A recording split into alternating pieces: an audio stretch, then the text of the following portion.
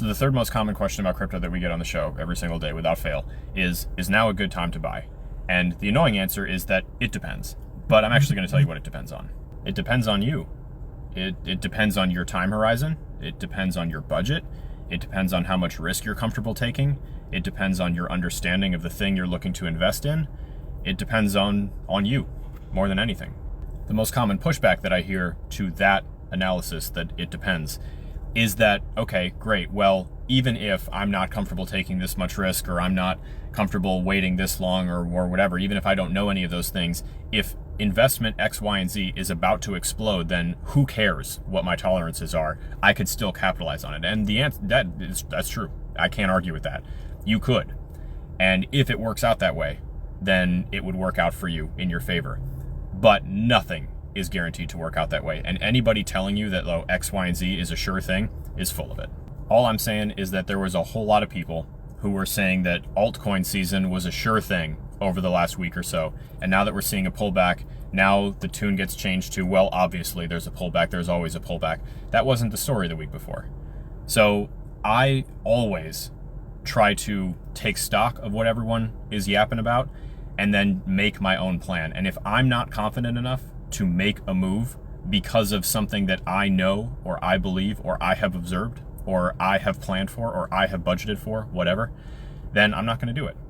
If I have to borrow someone else's conviction because I don't have any of my own to make an investment into something, then I'm not going to make that investment because I don't feel like I understand the picture, the scenario fully enough to take that risk.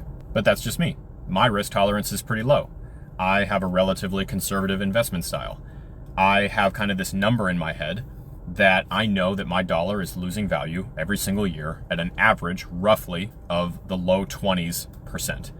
This year, it's a lot worse than that. But in my head, I'm always just trying to look for something that I feel confident in can help me make up some of that gap. And so I'm really not chasing 10, 20, 30, 40 X's because I don't have a lot of faith and conviction in that. I would have to buy very risky things in order to have a crack at those kinds of percentage gains.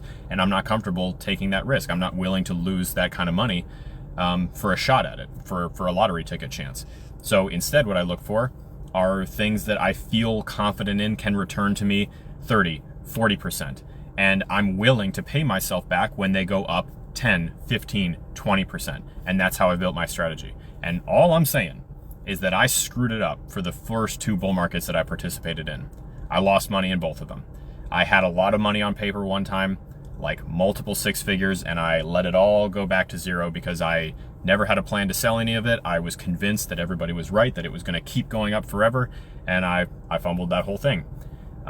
Looked at myself in the mirror, and I was like, I'm not going to do it again, and then I did it again.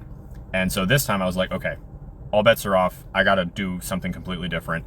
I stopped listening to all sorts of people, and I basically just went out to build conviction for myself, and I've done that for a few things that I feel very strongly about, and now that's what I do. And this is the first bull run that I've ever made a significant amount of returns back. The whole market could go down by 50% from where it is right now, and then it could go down by another 50% from there, and I would still be in profit in every position that I have. So in that sense, I feel good about where I'm at. And you can build yourself the conviction to get to that point too, but not if you just intake the fire hose of nonsense that comes out of all social media and use that to build your conviction. You can use social media to learn about things that are worth paying attention to or worth avoiding, or red flags or green flags or pro tips or strategies or all this different kind of input.